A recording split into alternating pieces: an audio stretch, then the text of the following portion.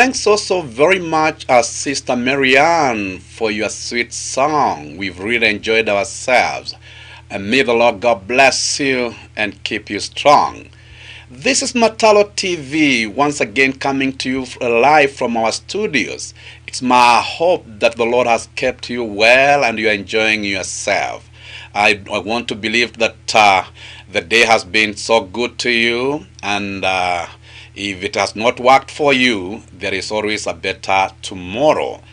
I want to take this opportunity once again to welcome on board all those who love Mataro and those who follow Mataro from whatever corners where you are. And I cannot forget to welcome on board all our brothers and sisters from our beloved nation, Kenya. Yes, from the eastern part, western, north, south, you are most welcome to join us even as we discuss many things that concerns the boy child, and I believe that you are going to learn so much today. I want to promise all of us that we will not disappoint you, we will not frustrate you. We are going to give you the best, and it's also my hope that you are going also to help us invite as many people as possible to be able to join together even as we learn together. To those of us that are following through YouTube or Facebook, please be mindful of your neighbors, your brothers and sisters. Let them know that Mataro TV is on air. Please let them also connect with their friends. Allow them to, give them also a chance to connect with their friends. To those that are following us through YouTube, do the same, subscribe, and allow many to know that we are on air. Now, to those that are following through Twitter, Instagram, TikTok, do the same, and the Lord will bless you for becoming generous. Now, I want us to cross our borders and go to Tanzania. Welcome on board our brothers and sisters in Tanzania. Those that are in Uganda, you are also most welcome to join us.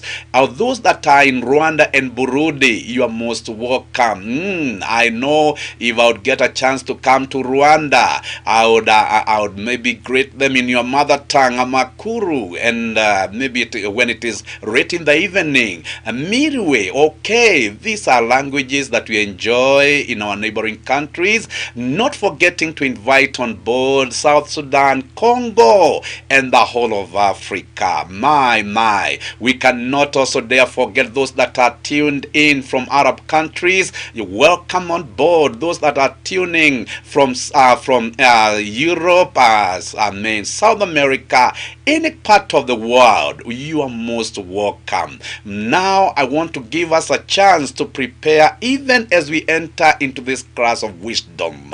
Find yourself a good book where to write and also a good pen. And I want to promise once again that we are going to give you the best today. Remember, we have started on this journey, a call to the hurting man. Yes, yesterday we were on the topic of the leading of the wife, and that's where we are going now to go to embark, such that all will be well as we bring it to conclusion in the best way possible. So prepare yourself, even as I switch to the other side of the studio to have a number, and I believe that you're going to enjoy. Welcome and enjoy yourselves.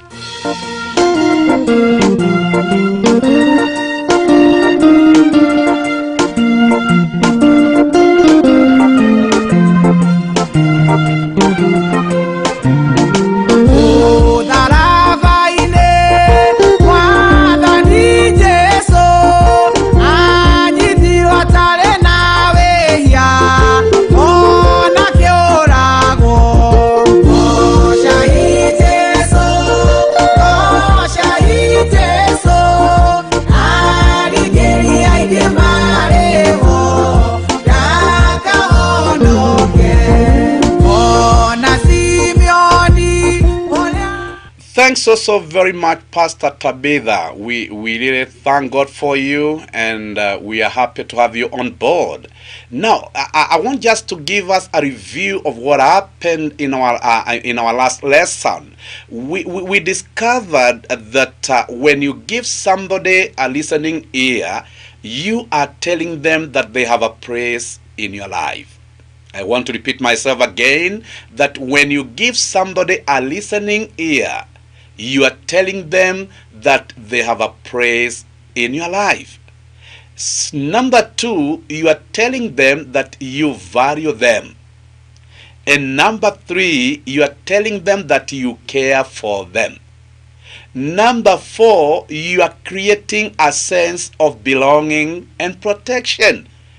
And the last one is that these people now are able to fight the fears that build around any marriage.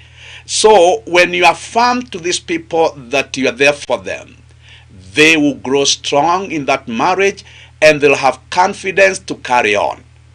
Now, lastly, we must be able to understand this, that when an imperfect couple learn to appreciate their differences, a great marriage is built. I want to repeat again because I want to take us systematically into this, that it must be understood that when an imperfect couple learn to appreciate their differences, a great marriage is built. So a great marriage is not built when a perfect couple come together, but a great marriage is built when an imperfect couple learn to appreciate their differences. Now, having said that, a father would tell his son, with all this information, you are now good to go. With all this information, you are now good to go. And now that one now introduces us to the leading of a child. Now, it was a duty of a good father to make his son understand that it is one thing to be able to lead himself. It is yet another thing to be able to lead his wife, and also another thing to lead a child. So a father would tell his son that a child that God will give to you has nothing and knows nothing. In other words, every child is born knowing nothing and having nothing in their mind. And so a father would take time to educate his son to understand that every child is like a new chapter. You can choose what you want to write in whatever new chapter that comes your way. It's like a chapter of a book. You can decide what to write or what not to write.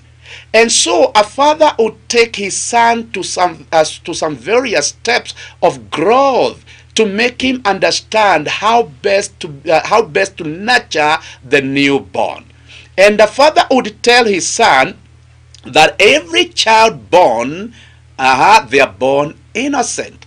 So a baby is innocent. And a father would go ahead and tell his son that a newly born baby can eat anything. And he would not stop there.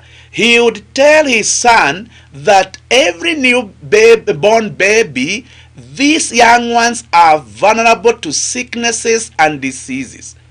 And they require tender care. They also require somebody to follow. Because with a newborn child, as they grow, if you don't teach them many things, they can follow anybody.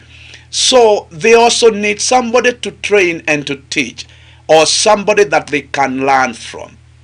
Now let's get ourselves started from this. So we are saying that a father would tell his son that a newborn child is born innocent. In other words, they have nothing and they know nothing. It is your duty as a father to know what you are going to deposit in their mind and also in their heart. And the father would pause and tell his son, a child grows from what they see and what they hear. So a child will grow from what they see and what they hear. In other words, whatever you speak to a child, they will deposit that in their mind and also in their heart. And whatever they will see you do, they will imitate you in that. They will copy you in all that you are doing. And that's why a father would caution his son and tell his son, never ever misbehave in front of your child. Or never ever do some silly things before your child or in the presence of your child. Because that child will copy exactly what you are doing.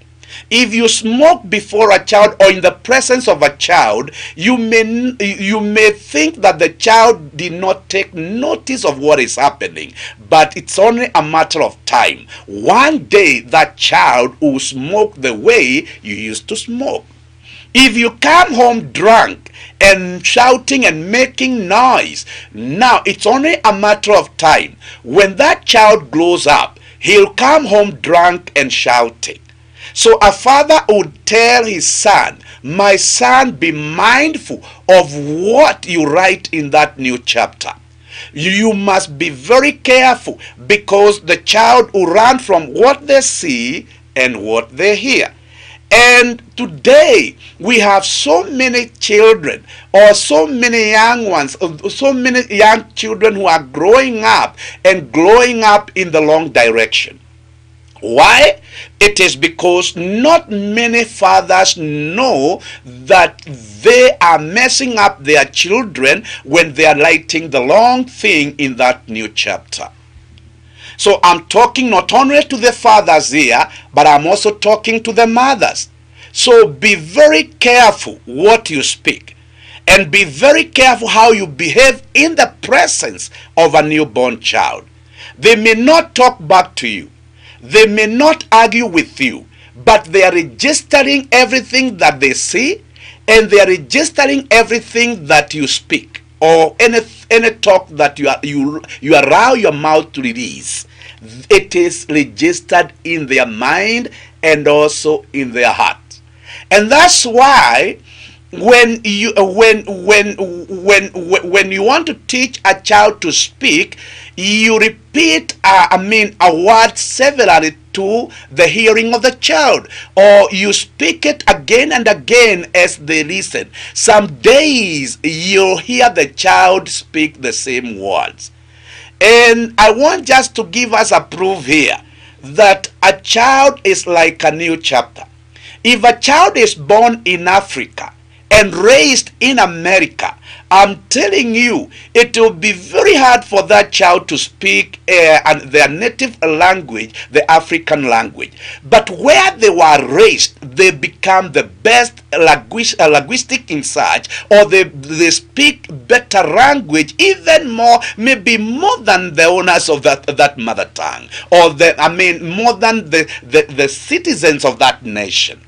So you must understand the importance of raising an innocent child. And for those of you who are believers, I would advise that you keep speaking the word of God to that young child. Speaking the word of God to that young child, singing godly songs to that child. One day, that word that you used to repeat, the word of God that you used to repeat in the hearing of your child, will be repeated of that child as they grow up. So that is one of the areas where Father was so concerned on how their sons would raise their babies, or their sons and daughters. Number two, a father would tell his son that with a newborn baby, as they get to grow up, they eat anything. So when you see a child eating dirt, or eating things that are not good. It is normal, it is natural. A child is so innocent they can eat anything. So you don't go out beating up that child in a hurry. You only need to educate that child to understand what ought to be eaten from that which ought not to be eaten. But a majority of us, because we did not have a father to train us and to teach us on how best to raise the young ones, we beat up that child, we insult that child, we shout to the child, not knowing that it is natural for the child to eat anything. They can eat susu or they can eat poo. Don't beat up the child. Only train that child to differentiate what ought to be eaten from that which ought not to be eaten. So don't scare the child. Don't mess up with the growth of the child. Today we have some funny fathers and funny mothers that they do not understand these theories. They do not understand the growth, this process of growth, or they do not understand the stages of growth of a child. They go up messing up, scaring the child, because the child maybe has eaten that which ought not to be eaten. It should not work like that. A father would tell his son, when you find your baby eating a cockroach, please don't mess up with that kid. Only train that kid to understand that a cockroach ought not to be eaten. When you find them trying to drink susu or poo, to eat poo, please don't scare them and don't beat them up. Just allow the child to grow as you train them to differentiate good from evil, or good from that which is bad. A father would not stop there. He would go ahead and tell his son, now every child is vulnerable to sicknesses and diseases, and so you need to be equipped at all times. Anytime God blesses you with a kid, you must learn how to save because of that child. The child may get sick at night, or they may get sick in the morning. Now, don't go quarreling the mother, or don't go harassing the mother. Why did you allow the child to fall sick? No, it is not the failure of the mother. It is natural that young babies are vulnerable to attacks, and that these attacks may come anytime. So you need to prepare for such attacks. If the child falls sick in the night, it is your duty as a good father to seek medical attention. It is your duty as a father to give out money to buy medicine. Now, to the fathers that we have today, we have some funny fathers, and we have our young fathers, most of them who do not understand. They think that the child is causing them pain when the child is sick. They think that they made the wrong choice when the child falls sick. No, get to understand, my son, that is how things are, and that how things ought to be. So every child is vulnerable to sicknesses and diseases. So don't quarrel your wife, don't harass your wife, and don't mess up with anybody. Only do what is required to be done, and the rest will be history. A father would not stop there. A father would tell his son, my son, when you deal with a child, they require tender care. You don't take a whip to whip a child.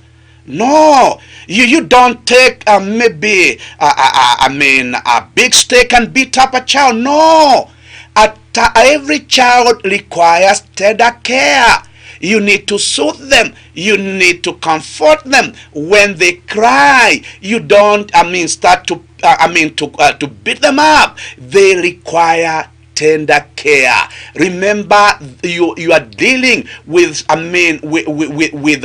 a child, and they are delicate. You are dealing with a child, and they are delicate. A father would tell his son, the bones of that child are so delicate. You can break their hands, you can break their leg if you are not careful. So they require tender care. They require somebody to hold them in a tender way. They require somebody to love them. They require somebody to comfort them. They require somebody to be there for them while they are hurting and when they are in pain. So every child requires tender care. So a father would advise his son ahead of time. Now we have this major problem that sons and fathers today cannot see eye to eye. They do not have a good relationship. Now who will train our sons to understand this? Who will train our sons to understand how to bring up children? And we have so many things that are going wrong, and we have so many families that are breaking up only because a son somewhere lacked the right counsel. And that's why Mataro TV is coming to you live, training you to understand how to nurture and how to raise up a good son or a good daughter. Let's switch to the other side of the studio and have a number, and from there I'll take you I'll take you a notch higher to understand better how you ought to lead the little one or the young one. God bless you as you enjoy this song.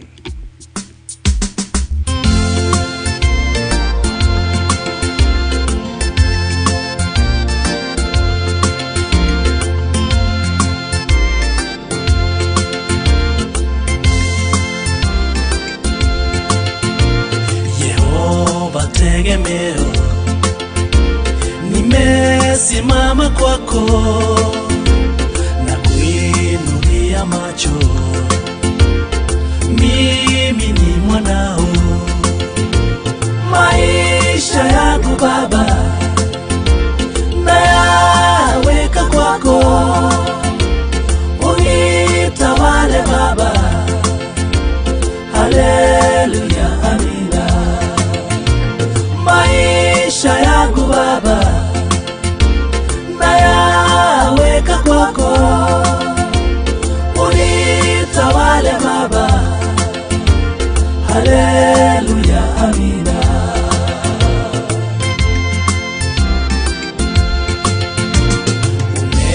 Umenisafisha.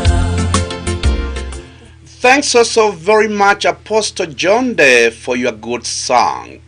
Now, let's go back and let's have a link up. Now, listen to this. We are saying that a child learns from what they see and what they hear. That is very key, and it should be understood by all. Now, let's come to that other point. A child can follow anybody. A child can follow anybody.